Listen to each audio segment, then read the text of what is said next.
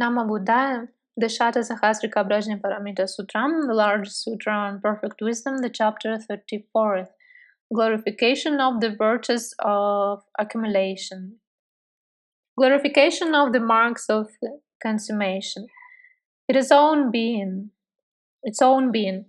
Śariputra, the perfection of wisdom gives light, O Lord. She is worthy of homage. I pay homage to the perfection of wisdom. She is unstained. She removes the darkness from everyone in the triple world. She does her utmost to bring about the forsaking of the blind and darkness caused by the defilements and by false views. She makes us seek the safely of all the dharmas which act as wings to enlightenment. She brings life so that all fear, terror, and distress may be forsaken. She shows the path to beings so that they acquire the 5 organs of visions. To beings who have strayed on to the wrong road, she brings about the knowledge of all modes through the avoidance of the 2 extremes, on account of the forsaking of all the defilements, together with their residues. The perfection of wisdom is the mother of the Bodhisattvas, the great beings, on account of her generation of the Buddhadharmas. She is neither produced nor stopped, on account of the emptiness of own marks. She liberates from birth and death because she is not unmoved or destroyed. She protects the unprotected, on account of her being the donor of all dharmas. She brings about the 10 powers of a Buddha because she cannot be crushed. She sets in motion the wheel of Dharma with its 3 revolutions and its 12 aspects on account of its being neither turned forward nor backward. The perfection of wisdom shows forth the own being of all dharmas on account of the emptiness of the non-existence of own being, its excellence. How, Lord, should one stand in the perfection of wisdom, the Lord, as in the teacher? So should one stand in the perfection of wisdom, as one should pay homage to the teacher, so also to the perfection of wisdom. And why? For just this perfection of wisdom is the teacher. The teacher is not one thing and the perfection of wisdom another. Just the teacher is the perfection of wisdom. Just the perfection of wisdom is the teacher. For form this perfection of wisdom, all Tathagatas come forth, and also all Bodhisattvas, great beings, all practical Buddhas, Arhats, never returners, once returners and stream winners. From it have come forth the 10 wholesome ways of acting, etc., to the Buddhadharmas and the knowledge of all modes. Thereupon it occurred to Shakra, chief of God, where from and for what reason has this question of the Venerable Śariputra arisen? The Venerable Śariputra read Shakra's thought and replied, "This question has arisen for the reason that it has been said that taken hold of by the perfection of wisdom the Bodhisattvas, the great beings, through skill and means, dedicate to the knowledge of all modes all the wholesome roots of the Buddhas and Lords of the past, future, and present, in the interval beginning with the first thought of enlightenment up to their full knowledge of all of the supreme enlightenment, up to the abiding in the good Dharma. This perfection of wisdom of the Bodhisattva surpasses their perfection of giving, etc., to their perfection of meditation. Just as Kaushika, people born blind and 100, 1,000, or 100,000 of them cannot without a leader go along a road and much less enter into a city. Just so Kaushika without an eye, the 5 perfections are as inborn blind. Without the perfection of wisdom, they are unable to ascend the path to enlightenment, and still less can they enter into the city of the knowledge of all modes. When, however, the 5 perfections have been taken hold of by the perfection of wisdom, then they acquire an organ of vision and taken hold of by the perfection of wisdom. These 5 perfections deserve to be called perfections, Chakra, as the Venerable Śariputra has said, taken hold of by the perfection of wisdom. The 5 perfections deserve to be called perfections, but they do not deserve to be called perfections because they are taken hold of by the perfection of giving, etc., by the perfection of meditation. Śariputra. So it is, Kaushika, so it is. Therefore, then this perfection of wisdom has been proclaimed as superior of the other 5 perfections, the non-affecting of all dharmas. Śariputra. How should the Lord, the perfection of wisdom, be consummated? The Lord, through the non-consummation of form, etc., the Buddhadharmas, thought through the consummation of all dharmas, etc., through the non-consummation of knowledge of all modes. Śariputra, how should, from the non-consummation of form, etc., to the knowledge of all modes, the perfection of wisdom be consummated?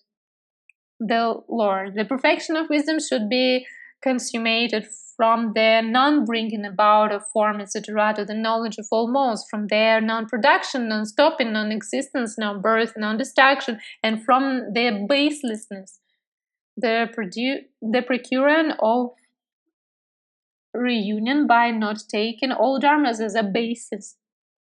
Śariputra, what dharma does the perfection of wisdom procure when consummated in such a way?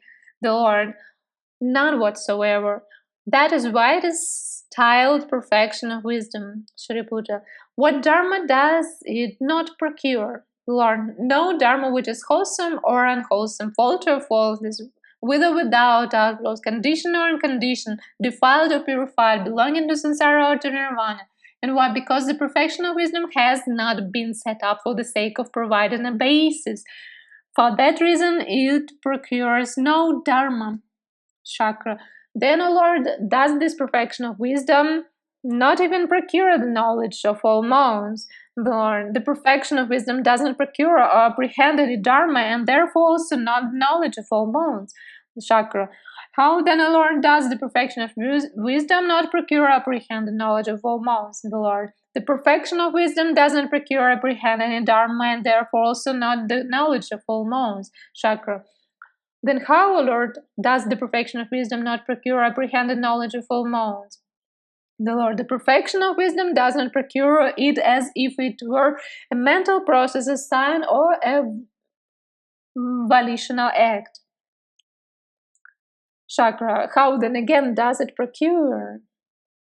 The Lord, to the extent that one does not approach anything, does not grasp at anything, does not take one's stand on anything, does not forsake anything, does not settle down in anything, to that extent one procures. To the extent that one does not procure any dharma, does not set it free or acquire it. It is thus that one does not procure all dharmas, does not set them free, does not acquire them. Chakra. It is wonderful, Lord, so to see the extent to which this perfection of wisdom has been set up for the non-production of all dharmas, for their non-stopping, their non-affecting, their non-apprehension, and their non-destruction. Subhuti, if a Lord, the Bodhisattva who courses in perfect wisdom, should perceive that the perfection of wisdom doesn't procure all dharmas, then he will treat the perfection of wisdom as worthless and keep far away from it. Though there is some way in which the Bodhisattva may treat the perfection of wisdom as worth it and keep away from it. If the Bodhisattva coursing in the perfection of wisdom perceive that this perfection of wisdom is worthless and insignificant, unsubstantial and void, then he will treat it as worthless and move far away from it. Subhuti, which dharma become restored when the perfection of wisdom has been restored? Lord, not form, etc., to not the supreme enlightenment. Subhuti, how it is that when the perfection of wisdom has been restored, no form, etc., to no knowledge of all modes has been restored? The Lord, when form, etc., to the knowledge of all modes are not reprehended, then the perfection of wisdom is restored. It is that which brings about the great aim. Subhuti, a great perfection is this perfection of wisdom, Lord. Lord, what do you think, Subhuti? In what manner is this perfection of wisdom a great perfection? Subhuti, there is nothing that it makes great or small, that it extends or contracts, and it strengthens or weakens. If again a Bodhisattva who has newly set out in this vehicle perceives because of the perfection of wisdom, etc., to because of the perfection of given, that the perfection of wisdom makes nothing great or small, nor does it strengthen or weaken anything, then when he thus perceives, the Bodhisattva doesn't course in the perfection of wisdom. And why? Because that cannot be outcome of the perfection of wisdom. It is not an outcome of the perfection of wisdom that form, etc. to the Buddhadharmas are made large or small. And why? Because Bodhisattvas do not perceive a basis. Thus, the perfection of wisdom should be seen from the no birth of beings, From the no birth of form, etc., to the Buddha, should the no birth of the perfection of wisdom be seen, one should see that the perfection of wisdom has no own being, because beings as well as form, etc., to the Buddhas have no own being.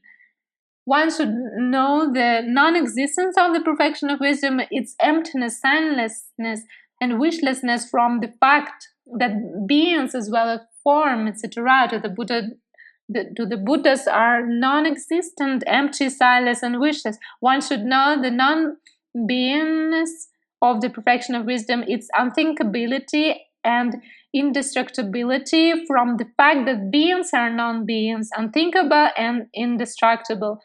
One should know that the perfection of wisdom doesn't actually undergo the process which leads to enlightenment, because beings do not, nor does form, etc., do so.